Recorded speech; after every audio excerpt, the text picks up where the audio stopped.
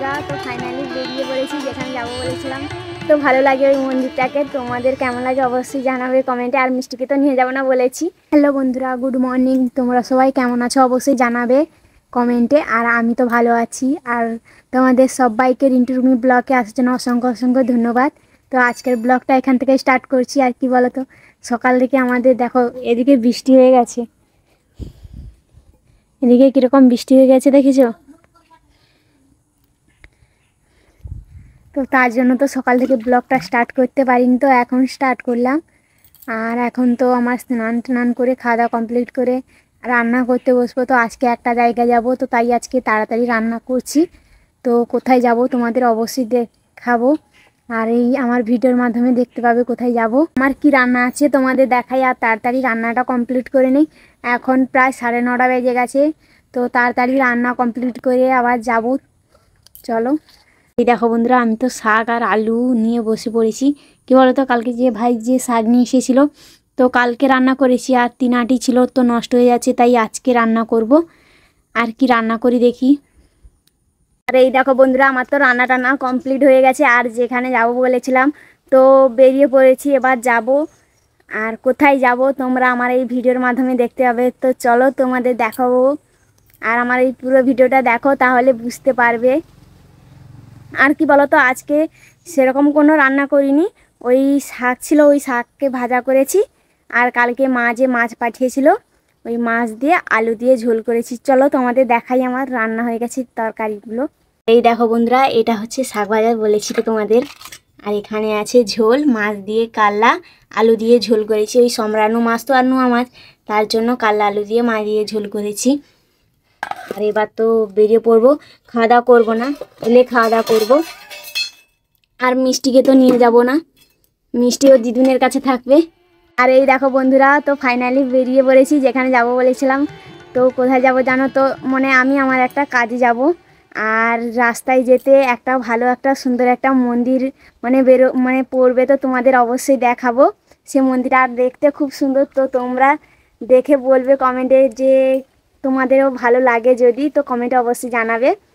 আর কি বলো তো, তো ততক্ষণ তোমরা অবশ্যই আমার চ্যানেলটাকে লাইক সাবস্ক্রাইব তাড়াতাড়ি করে নাও।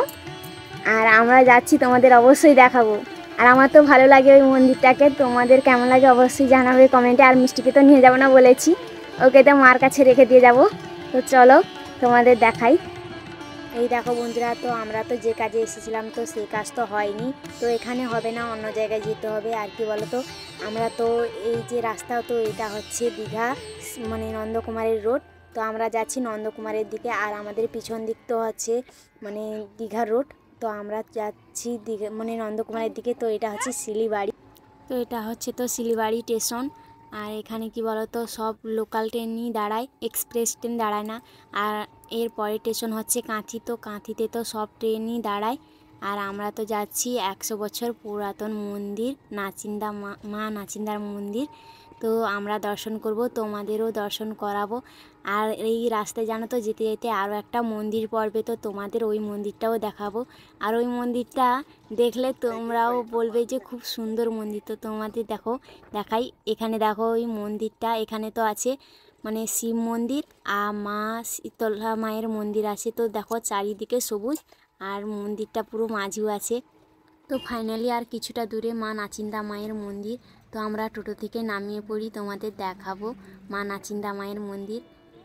আর এই দেখো বন্ধুরা, আমরা ফাইনালি পৌঁছে গেছি মা নাচিন্দা মায়ের মন্দির। তো তোমাদের ভালো করে দর্শন করিয়ে দিই। এই দেখো, এটা হচ্ছে মা নাচিন্দা মায়ের মন্দির।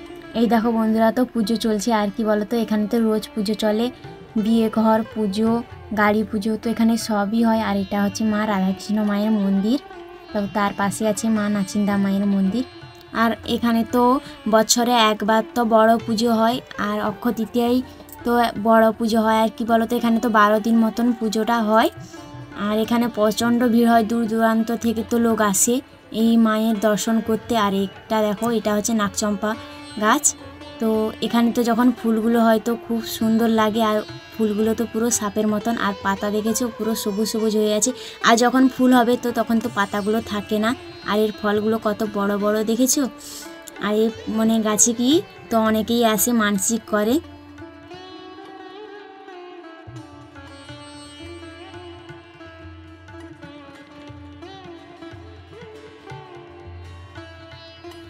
আর এই মন্দিরটা তো পুরো 100 বছরের পুরাতন একটা কাহিনী আছে, তো তোমাদের একদিন পরে শোনাবো। আর কি বলো তো, আমাদের বাড়ি থেকে তো এই মন্দিরটাকে আসতে পুরো 10 কিলোমিটার মতন রাস্তা। তো এবার তো বাড়ি চলে যাব, অনেক দেরি হয়ে গেল। তো মিষ্টিকে ছেড়ে দিয়ে এসেছি তো মার কাছে, তো দুষ্টুমি করছে হয়তো, তার জন্য চলে যাব। আর এই দেখো বন্ধুরা, তো আমরা তো গাড়িতে এসেছিলাম, তো এখানে তো একজন নামিয়েছিল, তো তার জন্য এই ভিডিওটা পুরো মানে তুলতে পেরেছি। দেখো কত সুন্দর পুরো বাঁশের পুরো দিয়ে পুরো হোটেলটা করেছে। আর দেখো জল ট্যাঙ্কিটা যে বসেছে পুরো ওটাও বাঁশ দিয়ে। তো এটা হচ্ছে দীঘার রোড, আর নাচিন্দা থেকে বেরিয়ে এলে এটা নন্দকুমারের দিকেই পড়ে। আর কি বলো তো বন্ধুরা, আমরা তো বাড়ি থেকে বেরিয়েছিলাম 2টোর সময়, আর বাড়ি আসতে পুরো 5টা বেজে গেছে। তো রাস্তায় তো জাম ছিল, ওই যে হোটেলটা দেখেছি, তো ওই হোটেলটার কাছ থেকে তো পুরো রাস্তা জাম ছিল। তাই আর মানে মোবাইলটাও সুইচ অফ হয়ে গেছিলো, তাই আর মানে ভিডিওর মানে আসার ক্লিপ তোলা হয়নি, তো তোমাদের দেখানো হয়নি। বাড়ি এসে তো সব কাজ টাজ তো গুছিয়ে মিষ্টিকে তো খাবিয়ে তো ঘুম করিয়ে দিয়েছি। আর তারপরে আমি তো সন্ধ্যা টন্ধা দিয়ে কমপ্লিট করে তো এক্ষুনি উঠলাম। আর কি বলতো, আজকে তো রাত্রে রান্না করব না, তো দুপুরবেলা তো রান্না করেছিলাম। তো কি বলতো, ভাত তরকারি আছে, তো মানে ওখান থেকে ঘোরার পথে তো মানে একটু তোর দেরি হয়ে গেছে, তো মামার ওখানে খেয়ে এসেছি। আর মানে দুপুরে যে রান্না করেছিলাম ওইটাই তো একদম হাত দেওয়া হয়নি। তো আজকে রাত্রে ওই মানে ভাত তরকারিগুলো খাওয়াই হবে। তো এখন তো প্রায় 7টা বাজে, আর আমি এখানে ব্লগটা কমপ্লিট করছি।